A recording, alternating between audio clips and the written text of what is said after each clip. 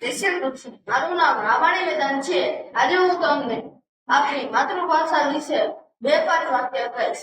આપણે ત્યાં બધાને બાળકોને અંગ્રેજી માધ્યમમાં ભણાવવું બધાને ઘેરું લાગ્યું છે. એ બધાને ખબર નથી કે અંગ્રેજી માધ્યમ પહેલા આપણી માતૃભાષામાં બાળકોને જો શિક્ષણ ન મળે તો તેમને અંગ્રેજી ભાષા ન આવડી શકે. બધા અંગ્રેજી માધ્યમમાં પોતાના બાળકોને ભણાવે છે.